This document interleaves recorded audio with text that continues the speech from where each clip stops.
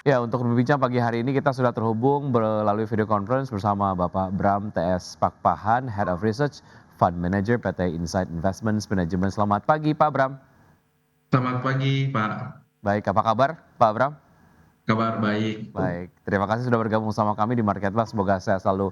Pak Bram, kalau kita lihat IHSG yang kemudian berhasil menutup di atas level psikologis 9.000 untuk pertama kalinya, apa yang Anda bisa highlight dari pergerakan ataupun perdagangan kemarin sehingga mengantarkan IHSG ke level 9.000? Ya, Pak, jadi kalau kita lihat memang, dari sisi IHSG akhirnya bisa menembus level psikologis, 9.000 untuk pertama kalinya memang didukung oleh, volume dan inflow yang cukup signifikan terutama dari foreign investor. Seperti yang kita tahu memang dari sisi foreign kemarin tuh melakukan net, buy hampir, 1 triliun ya kalau ikut di, sesi secondary market-nya. Jadi memang, kita lihat bahwa dari sisi confidence, investor khususnya foreign sudah mulai, kembali, ke Indonesia. Jadi kita lihat memang, kembalinya ini, didukung oleh dari sisi fundamental Indonesia sendiri yang kita lihat, masih cukup baik ya, dengan ekspektasi pertumbuhan ekonomi yang masih di atas 5%. Dan kalau kita lihat juga dari sisi recovery, konsumsi masyarakat yang sudah recover ya, kemarin data indeks keyakinan konsumen juga sudah berada di level optimis di 123,5 di bulan Desember, dan inflasi yang, stabil terjaga di bawah range BI di bawah 3%, dan terakhir nilai tukar rupiah kita juga, sudah mulai, stabil kembali. Jadi kita lihat memang, rally ini, memang berdasarkan fundamental IHSG kita yang cukup baik dan ekonomi Indonesia yang stabil, sehingga dari sisi investor terutama foreign sudah, kembali masuk dan yakin, terhadap IHSG. Baik, artinya secara penguatan IHSG sendiri didukung oleh indikator fundamental yang cukup stabil, artinya secara penguatan ini akan berlangsung lebih lanjut lagi atau Anda melihat ada potensi koreksi di waktu dekat, Pak Bram?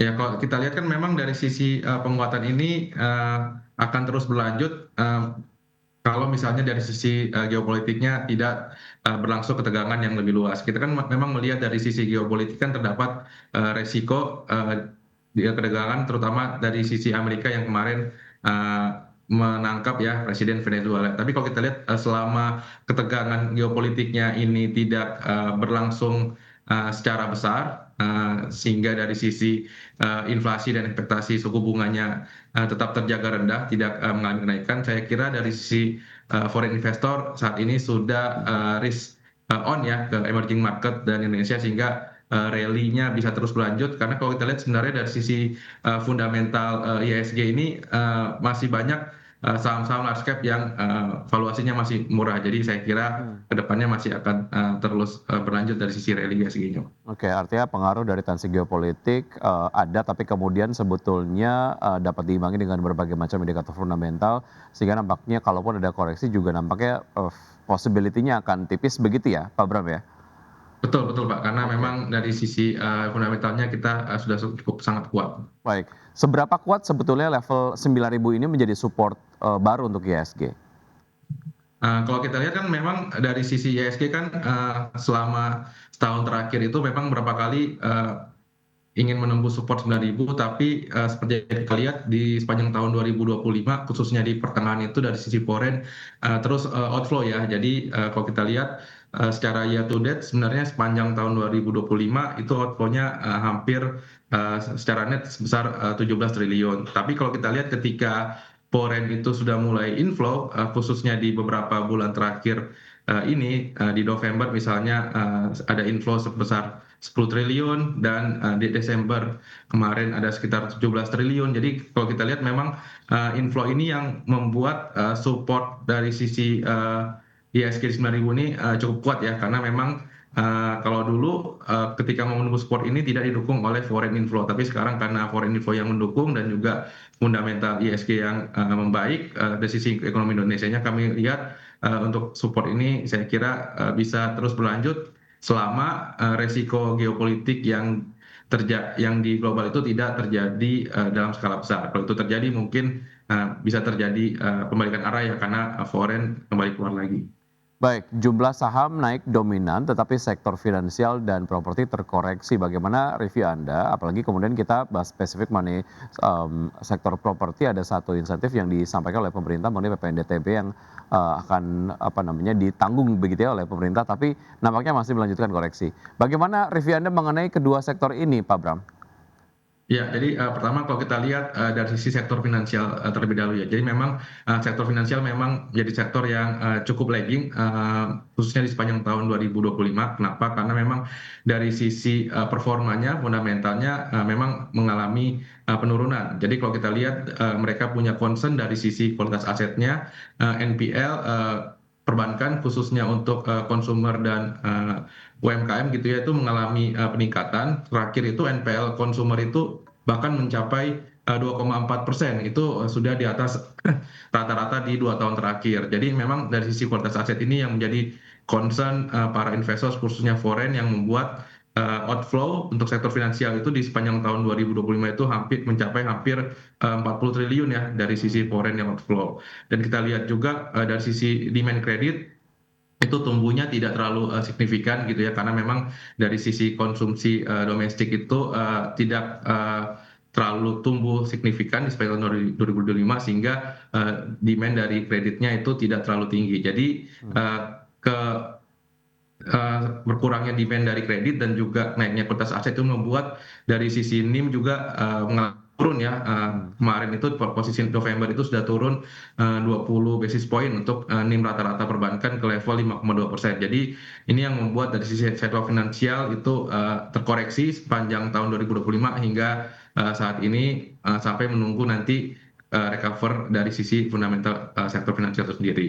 Baik. Nah, yang kedua kalau dari sisi sektor properti kita lihat memang sektor properti ini sudah rally duluan ya kalau kita lihat di bulan-bulan September atau Oktober itu beberapa saham properti sudah rally signifikan karena memang ekspektasi suku bunga acuan yang sudah mengalami penurunan itu sempat rally dan memang beberapa saat ini mengalami koreksi karena yang pertama dari sisi marketing sales-nya untuk sektor properti ini harus dimonitor lagi apakah implementasinya bisa terus tumbuh karena kalau kita lihat memang dari sisi demand injeksi likuiditas dari pemerintah untuk meningkatkan kredit demand kredit untuk kredit rumah itu tidak terlalu tumbuh signifikan. Jadi memang dari sisi pasar melihat apakah recovery untuk pertumbuhan kredit KPR rumah itu bisa terus sustain di tahun 2026 ini sehingga saat ini dari sisi properti sedikit mengalami koreksi karena pasar memonitor hal tersebut.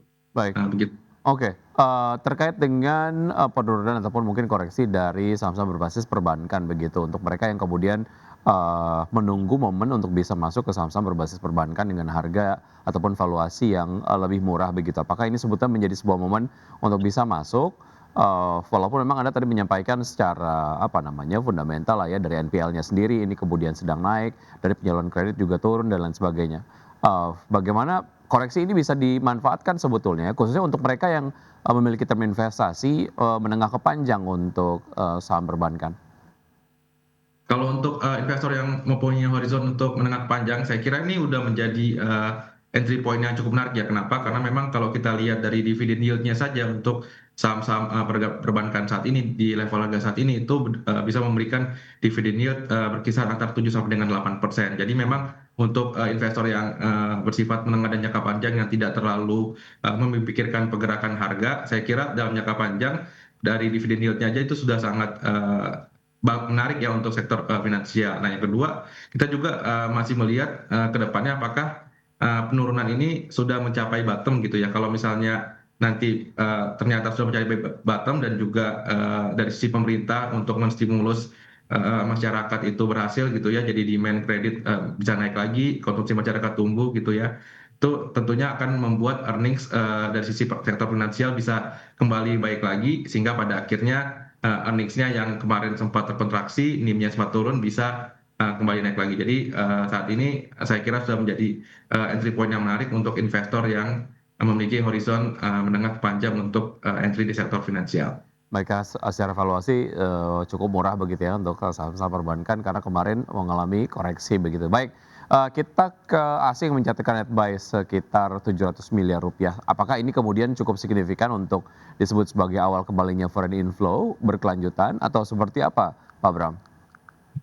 Ya, jadi asing yang kemarin netbuy sebesar 700 miliar ini menarik ya, karena memang netbuy ini sudah terjadi berturut-turut, kalau kita lihat sudah dalam 3 bulan terakhir. Jadi Oktober itu sudah terdapat inflow 13 triliun, November inflow sebesar 12 triliun, dan Desember juga terdapat inflow sekitar 17 triliun ya. Jadi memang kalau kita lihat dari sisi asing ini akan sustain inflow-nya di IHSG, karena memang kalau kita lihat dari sisi IHSG kita memiliki proksi-proksi saham-saham base metal yang memang saat ini harganya sudah sangat tinggi. Jadi memang kalau kita lihat seperti yang kita tahu, precious base metal seperti gold, terus seperti nikel, dan juga seperti copper itu mengalami peningkatan harga yang signifikan panjang tahun 2025, dan banyak saham-saham base metal yang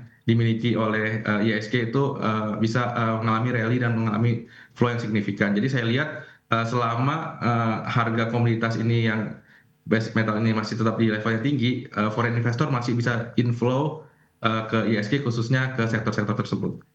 Baik, terkait dengan fokus dari investor asing pada saham komoditas seperti Arti dan juga Antam, apakah ini murni karena faktor harga komoditas atau sebetulnya ada hal lain terkait dengan fundamental dari kedua emiten ini? Nanti kita bahas usai jeda berikut ini, Pak Bram, dan pemirsa tetap bersama kami akan segera kembali.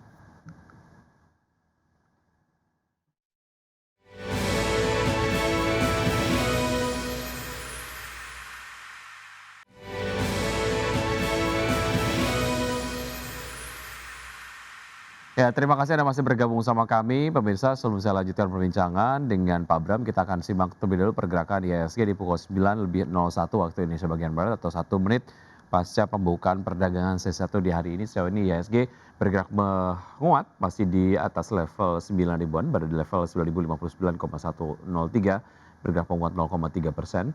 5 saham yang menjadi top gainers ada Antam, Nikel, kemudian juga ada MBMA, IRSX, dan juga Inco. Tahap losers ada Archie, kemudian juga ada Goto, Mina, CBDK, dan juga Brand. Pergerakan sektoral Basic Industries menguat paling signifikan 1,22%, disusul oleh sektor kesehatan dan juga cyclic. Kemudian sektor yang memimpin pelemahan adalah sektor infrastruktur, sektor teknologi, dan juga sektor transportasi. Dan berikutnya kita akan simak pembukaan dari bursa-bursa utama Asia di pagi hari ini. Dapat Anda saksikan di layar televisi, pemirsa, untuk bursa-bursa utama Asia dibuka mix dengan Nikkei dibuka melemah 0,84%, di level 53.859, kemudian SCI Singapura dibuka menguat 0,01%, di level 4.813, kemudian Kospi Korea dibuka menguat 0,53%, maksud kami 0,52%, di level 4.747, dan Hang Seng Hong Kong dibuka melemah 0,28%, di level 26.925. Dan berikutnya pemirsa adalah saham-saham pilihan yang direkomendasikan pagi hari ini dari Mas Bram ataupun Pak Bram. Ada Astra Internasional dengan support 7125, resistance di 8000, Auto dengan support di 2710 dengan resistance di 3000, JPFA dengan support di 2610 dan resistance di 3100, CMRY dengan support di 5350, resistance di 6000. Seluruh saham yang direkomendasikan pagi hari ini direkomendasikan buy. Baik, sebelum saya lanjutkan perbincangan Pak Bram mengenai pergerakan IHSG dan juga saham-saham pilihan dari Anda mengenai excitement ataupun mungkin ketertarikan dari asing sendiri terhadap saham-saham berbasis komoditas, ada Archie dan juga Antam. Tadi Antam masih kita lihat masuk ke dalam jajaran top gainers begitu ya. Apakah ini adalah murni karena faktor harga komoditas atau ada hal lain sebetulnya yang dilihat oleh asing? Ya, jadi kalau kita lihat memang khususnya untuk Antam, saya melihatnya memang murni dari pergerakan harga komoditas ya. Jadi Antam itu kan memiliki proxy gold dan nikel. Jadi seperti yang kita tahu dari sisi gold memang sudah naik signifikan ya, sepanjang tahun 2025 itu sudah naik 51%, tapi nikel itu yang ternyata baru naik di akhir tahun yang lalu, itu sekitar 16% kalau kita lihat secara year to date. Jadi nikel ini yang memang salah satu proxy buat Antam juga, itu membuat dari sisi asing memang menjadikan Antam ini salah satu proksi unggulan ya ketika masuk ke IHSG, karena memang dua saham komoditas itu mengalami peningkatan yang cukup signifikan. Nah, Archie kalau kita lihat memang selain dari apa namanya peningkatan harga emas yang cukup tinggi, mereka memang terus gencar melakukan ekspansi ya. Terakhir mereka memang sudah menganggarkan sekitar 10 juta US dollar itu untuk eksplorasi gitu ya, untuk tambang emas yang mereka miliki. Sehingga kalau kita lihat memang dari sisi growth story-nya untuk Archie ini jauh lebih kuat ya dibandingkan Antam. Sehingga selain dari peningkatan harga komoditas, tapi ada growth story yang dilakukan oleh Archie melalui ekspansi yang mereka lakukan. Untuk mereka yang mau ride Demikian. the wave bisa masuk ke Antam dan juga Archie, sudah terlambat masuk karena udah kemahalan atau seperti apa menurut Anda?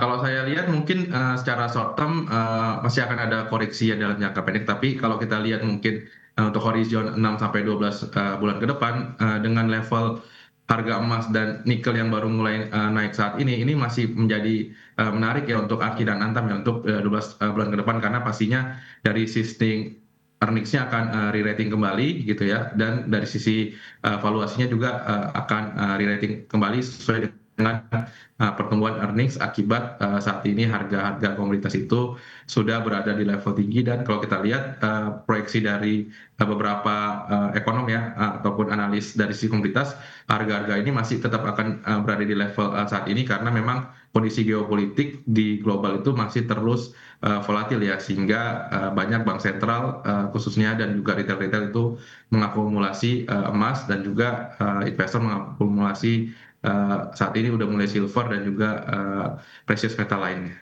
Baik, itu tadi dia analisis yang kemudian menarik terkait dengan Antam dan juga Archie. Kita bergeser ke saham-saham yang Anda rekomendasikan pagi hari ini, Pak Abraham. Di antaranya adalah ada Astra Internasional. Analisis lengkapnya seperti apa, Pak Abraham? Silakan. Ya, jadi memang kalau kita lihat dari sisi industri otomotif sepanjang tahun 2025 itu slowdown ya, jadi mengalami penurunan, tapi sempat rebound gitu ya di bulan Desember kemarin gitu. Jadi kalau kita lihat dari sisi penjualan ASI sendiri untuk four wheels-nya di bulan Desember saja itu mencapai 93.000 unit atau meningkat 18% secara bulanan dan 14% secara tahunan. Jadi kita lihat dari sisi ASI ini kedepannya sudah menunjukkan tanda-tanda recovery untuk industri otomotifnya melalui penjualan mobil dan juga motornya. Dan mereka juga kalau kita lihat fokus juga ekspansi untuk dari sisi EV-nya gitu ya, meskipun porsinya masih kecil dibandingkan total revenue, tapi kalau kita lihat tumbuhnya sangat signifikan per kuartal tahun 2025 yang lalu itu sudah tumbuh 120% untuk EV-nya penjualan EV-nya di level 70.000 unit. Jadi kalau kita lihat memang dari sisi ASI akan bisa upset terus ya dengan target price di 8.000, karena valuasi saat ini masih berada di valuasi rata-rata 5 tahun terakhir di 8,5 kali. Jadi kalau kita lihat di rating mungkin bisa mencapai 8.000 dengan upside 22%. Itu untuk ASI. Mengenai penurunan daya beli dari masyarakat sendiri dan juga minat masyarakat untuk mengambil kredit lah ya. Kalau tadi konteksnya adalah untuk mengambil produk-produk properti begitu. Tapi untuk produk-produk otomotif, sejauh mana ini kemudian menjadi concern yang cukup penting dipertimbangkan oleh pelaku pasar, khususnya sebelum kemudian mengkoleksi saham Astra Internasional. Ya, jadi memang koreksi ini kita lihat sudah terjadi ya sepanjang tahun 2025. Jadi saham ASI sempat turun cukup dalam, tapi kalau kita lihat seiring dengan ekspektasi tadi keyakinan konsumer akan pertumbuhan ekonomi ke depan dengan indeks yang sudah masuk level optimis. Jadi secara long horizonnya mungkin investor sudah mengambil posisi bahwa industri otomotif ini akan kembali recover seiring dengan dari sisi pemerintah yang memang pro growth ya untuk meningkatkan pertumbuhan ekonomi dengan kucuran dana fiskal yang cukup signifikan melalui program-program social assistance-nya. Baik, dari Astra Internasional kita ke auto, seperti apa analisisnya Pak Bram? Ya, jadi kalau auto memang akan mendapatkan sentimen positif ya dari peningkatan harga Astra dan juga sentimen peningkatan harga ekonomi, harga penjualan dari motor. Dan kalau kita lihat dari sisi price action di chartnya itu sudah cukup terkonsolidasi di harga 2.700 ya. Jadi kalau kita lihat ini ke depannya bisa naik lagi, karena kalau kita lihat secara trend line untuk hariannya itu cukup bullish, bisa ke level 3.000. Dan kalau kita lihat juga dari sisi valuasi untuk auto sendiri ini masih menarik ya, dengan PI saat ini berada di level 5,7 kali, itu masih di rata-rata 5 tahun terakhir. Jadi masih ada upside ke level 3.000 gitu ya, dengan target upside sebesar 11% di target price 3.000 sesuai dengan resistennya. Baik, kemudian ada JPFA yang rekomendasikan juga buy. Seperti apa analisisnya Pak Bram? Ya, kalau Java ini kita mau mengambil momentum karena seperti yang kita tahu di beberapa saat ke depan akan ada festive season ya, yaitu Hari Raya Imlek dan juga Hari Raya Lebaran itu nanti akan bisa meningkatkan demand khususnya konsumsi masyarakat. Dan juga kita melihat dari sisi pemerintah sudah melakukan rencana untuk kali lanjutan di second Q 2025 dengan target sebesar 41,1 juta di DOC untuk kalinya. Jadi dari sisi supply-nya itu akan berkurang dan kalau kita lihat demand selain tadi festive season, kita melihat juga demand dari kebijakan MBG yang nanti akan terus berlanjut di tahun 2026 ini yang naik anggarannya mencapai 335 triliun dengan total absorpsi demand chicken sebesar 8% saja itu sudah bisa membuat harga DOC akan stabil di 6.900. Jadi kalau kita lihat dia dengan harga level saat ini 6.900 itu membuat valuasi Java itu masih menarik dengan EV itu EBITDA-nya di 6,6 kali, masih di bawah rata-rata 5 tahun terakhir, sehingga kita lihat masih akan ada upside sebesar 18% ke target price kita di 3.100 apabila memang dari sisi demand yang tadi bisa terimplementasikan ya dari untuk kebijakan MBG tadi. Baik, dari CBFA kita ke Cimori. Seperti apa analisisnya? Ya, terakhir untuk Cimori memang kalau kita lihat kinerja keuangannya sepanjang tahun 2025 ini growth story-nya cukup bagus ya dengan revenue yang tumbuh 2% ke level 10,7 triliun dan net profit yang tumbuh 10% ke level 2 triliun. Jadi memang kalau kita lihat Cimori ini lebih fokus ke processing food yang seperti yang kita tahu itu growth-nya cukup tinggi di masyarakat di beberapa waktu terakhir. Dan seiring tadi dengan industri konsumsi masyarakat yang akan semakin naik gitu ya, akan meningkatkan demand juga untuk processing food. Dan kalau kita lihat dari sisi valuasi juga saat ini masih cukup meskipun premium tapi sebenarnya dia masih berada di rata-rata PE 21 kali, jadi masih akan ada upside ke level 6.000 yaitu upside sebesar 12% di target price kita untuk Cimori. Baik, itu tadi beberapa saham-saham yang direkomendasikan ada Astra International, Auto, kemudian juga Java, dan juga Cimori. Singkat untuk proyeksi pergerakan IHSG di hari ini, Pak Bram seperti apa sebelum kita akhiri? Ya, jadi untuk proyeksi IHSG hari ini saya kira tetap akan melanjutkan rally ya karena memang dari sisi kondisi globalnya tidak ada perubahan atau tidak ada eskalasi yang signifikan terkait ketegangan politik dan kita melihat dari sisi foreign investor sudah kembali masuk ya sudah risk on ke negara-negara emerging market khususnya Indonesia dan dengan ekspektasi fundamental ekonomi Indonesia yang cukup membaik ke depannya dengan target pemerintah yang memang pertumbuhan ekonomi yang tumbuh tinggi dan konsumsi masyarakat yang tumbuh, kita melihat ISG bisa akan berada di level mungkin di level 9.050 gitu ya untuk di hari ini. Jadi range di 9.000 ke 9.050 untuk proyeksi ISG di hari ini. Demikian. Ya, itu tadi beberapa informasi dan juga analisis terkait dengan IHSG dan juga isu global dan juga beberapa saham pilihan. Mudah-mudahan dapat menjadi referensi dan sumber informasi untuk pelaku pasar dapat menerapkan strategi investasinya hari ini. Namun keputusan investasi kembali ke tangan investor. Pak Bram, terima kasih sudah bergabung bersama kami. Sukses, sehat selalu untuk Anda Pak Bram. Sampai jumpa.